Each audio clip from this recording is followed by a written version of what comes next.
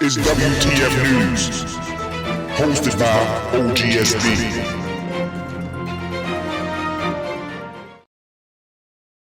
Yo, this is another WTF News on Shizzy Lit Podcast, and you know who your host is, OG Shizzy Brizzle. You understands me. Man, Baltimore savaged out, you hear me? The savages in Baltimore and shit is running the population away and shit. They was talking about 7 dead in 7 days and all that shit. They acting like they surprised, like this shit some new shit that been going on. This really ain't no new shit that been going on and shit. I guess it's just happening back to back to back to back, make motherfuckers open their eyes. So let's see what they do. They talk about the National Guard ain't gonna help. They talk about they need more feds, all that type shit. You dig? So we gonna see what happened and shit. But 7 dead in 7 days. There be more motherfuckers that be dead. Y'all need to be knowing about. Some people hide the bodies and shit. So they be missing reports, but they really end up being murders and all that type shit and all that. But y'all gonna turn that motherfucking city to a motherfucking little apocalyptic looking city. Nigga, everybody gonna leave.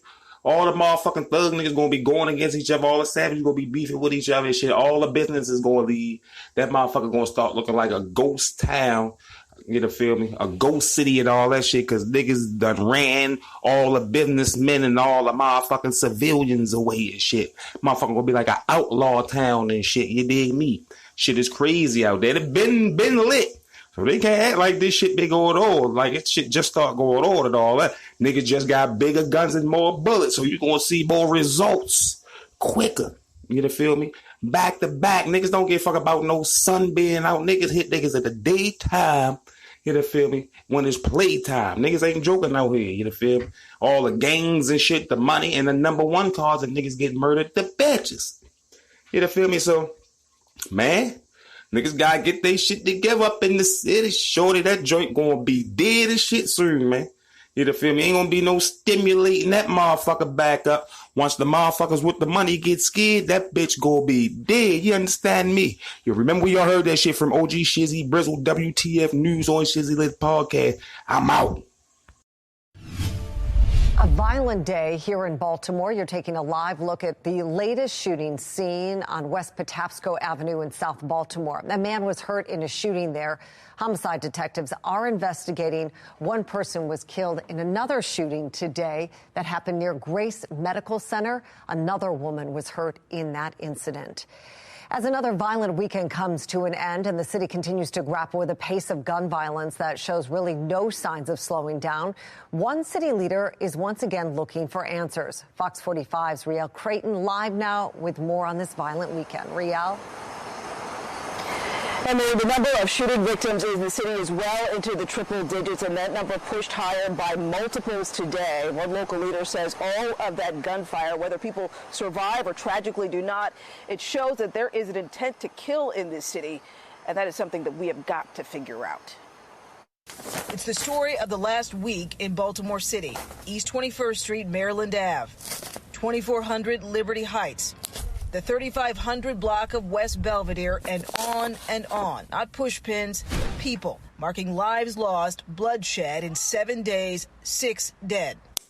To think that we are still at this level of violence in our city. Part of the city's change movement, Act Now Baltimore pastor Dr. Cleveland Mason. The sacredness of life is lost among us. For whom the diagnosis comes easy, answers much harder. Years in, thousands of victims. I lost my son in January 2019. The grief of mothers running decades deep and generations. I also lost 2 sons.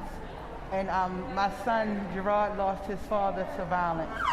This weekend, 4 shot, 1 killed, pushing another mournful milestone closer to becoming reality. 7 years straight of more than 300 fallen to Baltimore City streets. I don't think that we can ever afford to get to the place where this becomes normal. Dr. Mason says it's time to reclaim neighborhoods. We will never get back to the place of having peaceful neighborhoods without people being invested in the neighborhood itself. You cannot simply go in your house and close your door and act like there's nothing going on outside. In the grips of a violent weekend coming to an end, Dr. Mason sees hope in the mayor's plan for fighting the violence, but also one major pitfall for the lives on the line every week. It can't happen fast enough. The disheartening thing is so many of the things that are proposed take so much time in order to have an impact on the community. We do need to see some changes take place almost immediately. And the immediate action that he hopes to see are some serious consequences for those caught carrying illegal guns and, of course, for those who choose to use them. But the other tragic part of trying to tally these numbers is that they change by the day, sometimes by the hour. Since we actually filed our report, we've just learned that another 20-year-old man was shot and killed in the city streets. Well, new census data shows how Baltimore is continuing to lose residents by the thousands. The results of the 2020 census finds that the city's population shrunk over 5.5% from almost 621,000 people in 2010 to 585,700 people now. That's the lowest population for the city in more than a century. Experts say and leaders agree that crime is a huge, if not the driving factor of people leaving the city. Alexa Ashwell questioned what's being done to reverse this decades-long trend. She joins us live now with what she's learned. Alexa? Well, Maxine, the mayor has announced a growth plan that will launch this fall, but some fear Baltimore can't afford to wait that long. In Baltimore, more than 400 people have been shot, another more than 200 murdered. The city on pace to once again surpass 300 homicides for the 7th year in a row. Baltimore's crime problem feeding another truth. People are leaving the city because of it. When the crime doesn't seem to be controllable, people don't feel safe. That's not, they don't want to live in a place like that. Baltimore Mayor Brandon Scott addressing the city's population decline as now confirmed in the 2020 census. Just yesterday, releasing a growth plan that includes building public safety as a top priority. How does he plan to do this? In this release, Scott pointing to the implementation of his comprehensive violence prevention plan. Former Baltimore Police Deputy Commissioner Jason Johnson believes one of the first steps should be addressing staffing within the department. It has almost no discretionary resources to go after those violent repeat offenders, to create a visible presence in communities where people feel unsafe. A need for more resources. Police Commissioner Michael Harrison and some congressional leaders recently requesting more federal officers in the city's fight against crime. We thought it was important to make specific requests. What about other financial considerations? Economist Aniban Basu says it all comes down to economics, calling the factors feeding the city's population decline a vicious equilibrium. If you create more jobs, you bring in more people. If you bring in more people decide to start businesses, whether retailers, restaurateurs. That creates more jobs. That attracts even more people. That increases tax base. That allows the city of Baltimore to invest more in quality of life. And that's speaking to the mayor's comprehensive approach. I also reached out to Baltimore City Council's chair of the Public Safety Committee asking about this issue. I have not yet heard back. 7:35 and in your political news, newly released census data giving us insight into where people live and where they are leaving. Baltimore is now the smallest it's been in more than 100 years. Joining us live to discuss the political ripple effect these numbers will have, we have political analyst John Deedy. Good morning. Thank you for joining us. You're welcome. So let's just start off. What are the political ramifications of a shrinking Baltimore? Political ramifications, the major one is a shrinking city means shrinking political power. And that can be very harmful as far as trying to get things done, whether it be in Annapolis or in Washington. As far as what happens, Baltimore gets less representation. The suburbs, the urban areas get a little bit more representation long term. That's kind of the big thing right away as far as that. The other thing is federal aid is often tied to population. And when you have a shrinking population, you get less money from the feds. Can you dig in a little more when you talk about the representation in Annapolis? What do you see happening there, especially as we're approaching redistricting? I'll give you a really good breakdown on that, and that was a great question.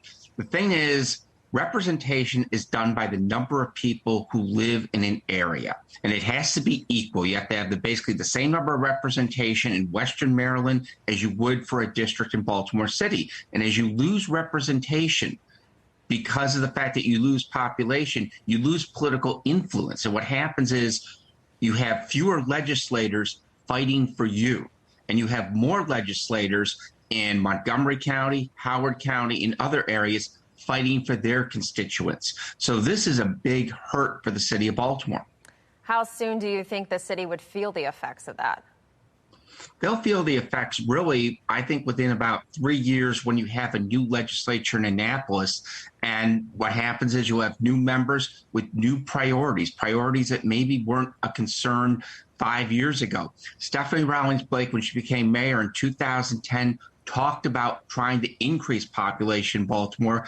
But I think starting with the events of Freddie Gray in 2015, it was going to be a downward trend, and people are going to look to leave, and that's steady. And moving more nationally, too, was there anything that stuck out to you as far as how the census will affect the state leaders and handling of congressional redistricting? There's one interesting aspect.